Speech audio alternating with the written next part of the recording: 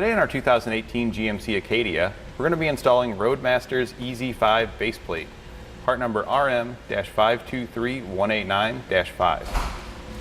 To complete our flat toe setup on our 2018 GMC Acadia, we used Roadmaster's EZ5 baseplate kit, Roadmaster's diode wiring kit, SMI's Stay and Play Duo supplemental braking system, and DEMCO dominator tow bars. This baseplate is going to allow you to connect your vehicle to your RV with some tow bars. This way you can pull it behind you without having to worry about dolly or trailer towing.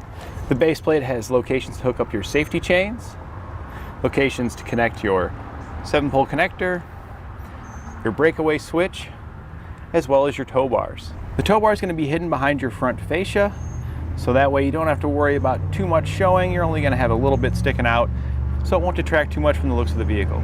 It comes with all the hardware you're going to need to get it installed. There is some minor drilling.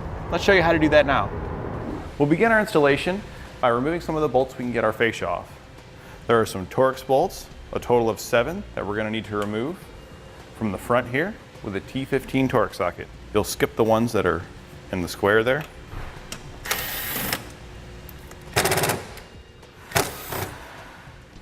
On your passenger side, one of the Torx bolts is going to be located under the weather stripping. You have to pull it back just a little bit to access it.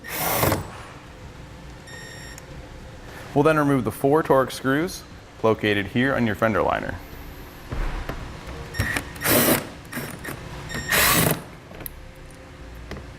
It may be necessary to turn the wheel in order to access these bolts. You remove these same bolts on the other side. We'll now need to remove the trim here to access a bolt. To get this trim to be removed, you need to pull up on it and then out. A trim panel remover tool that's plastic works great for this. So you can get up underneath of it without worrying about scratching the paint and pry it up and out. You can then use that same tool to pry out the clips, giving you access to the bolt you'll need to remove. Located underneath the passenger and driver's side, just behind the splash shield here, we're going to need to remove 2 bolts. You'll use a 7mm socket to remove them from the lower bumper area. We'll do that on the other side as well. Underneath in the center, you'll have 2 more 7mm head screws that need to be removed.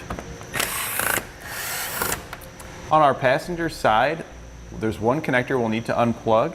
It'll go up through the splash shield, and it's right next to one of the lines that runs into your AC condenser. You can just push the splash shield up, and the large connector up here will need to be disconnected.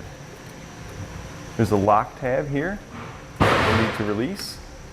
We'll push that in. That'll allow us to pull back on the top lever and separate the connector. That large connector is going to look like this. It's going to have the white lever that releases it. Behind your fender liner, you'll want to pull this back, and there'll be 1 bolt located here that you'll want to remove with a 7mm socket or wrench. Your weather stripping will also need to be removed so it doesn't get caught up. This is simple. You just pull that out there, pull it towards the rear of the vehicle, and it releases right off these clips. We're now ready to remove our fascia. Starting at the corner, you'll want to pull outward and work your way around.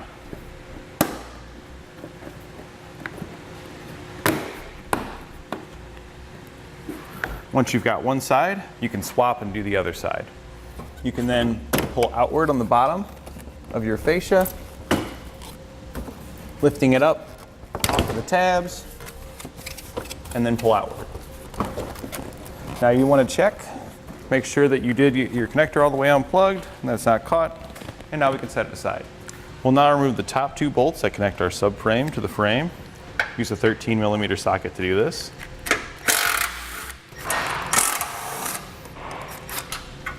And we'll do that on both sides.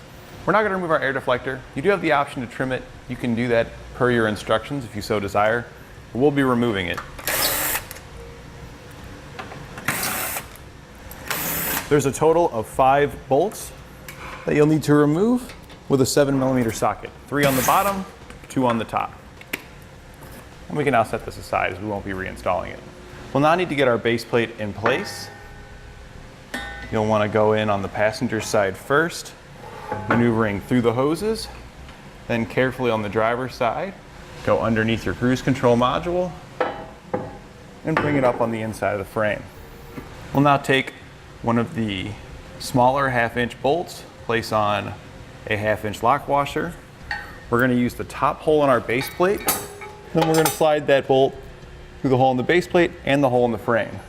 Once you've got it in both sides, that'll hold your base plate up in place, making it easier to install some of the hardware. We'll now take the handle nuts that come in the kit. We're going to put a little bit of red Loctite on those. We're going to feed it in through the opening here at the front of our bumper beam. And we're going to thread those bolts that we just fed through into these nuts. And once you've got it hand tight on one side, you'll repeat that on the other side. We'll now install our side braces. You'll want to go in on the inside of the brace that we just mounted up. And these are going to mount in the holes here through our subframe. You'll take the long, skinny or metric bolts that come with your kit. We're going to slide on a lock washer, followed by a flat washer. We're going to place the bolt through the brace, and then slide on one of the inch-long spacers. We'll want to put red Loctite on these bolts as well. And we'll thread it into the existing weld nuts. We'll repeat this same process on the other side. Now we'll take one of these shorter 1/2-inch bolts. We're going to put some red Loctite on it. We'll slide the bolt from the inside of our main receiver outward, place a lock washer on the bolt, and thread a nut on the outside. We'll do this on both sides, and then we can tighten down all our hardware. The larger bolts and nuts we'll tighten down with 19mm sockets and wrenches.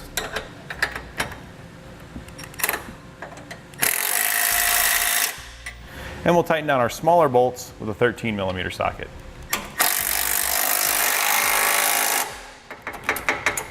For your top bolt, you'll have to come in from the inside. You can do this with a wrench or a small ratchet in order to tighten up these bolts. We'll now need to drill some holes in our pinch weld here. To do this on the driver's side, you'll need to remove both the 10mm bolts so we can lift up our washer bottle out of the way. You'll remove these with 10mm sockets.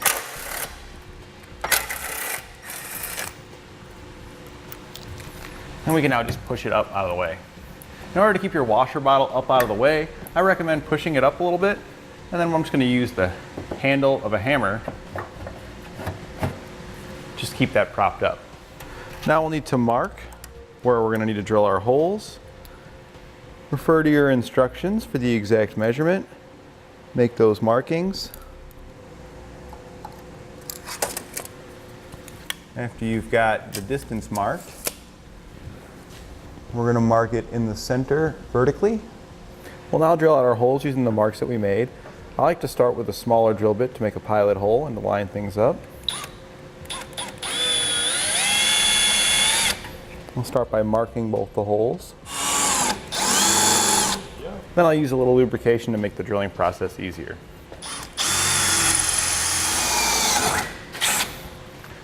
We'll now step those up. Now the instructions recommend a 1/2 inch, but however I found that the bolts don't quite fit properly with that, so we're going to drill it to a 9/16.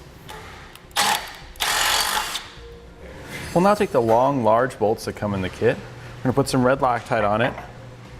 We're going to need to feed it through the hole that we just drilled and our spacer. Now your spacer might be kind of tight, so you might have to tap it in place with a hammer. And you can slide your bolt through and all the way through your base plate. It'll poke out on the other side, where we're going to put on a lock washer followed by a nut. You'll have to reach around top to install that washer and nut. Then we'll repeat that for the other hole and also both holes on the other side. You can now tighten down all your hardware. We'll tighten these bolts with a 19mm socket and wrench. Now torque all of your hardware to the specifications in your instructions.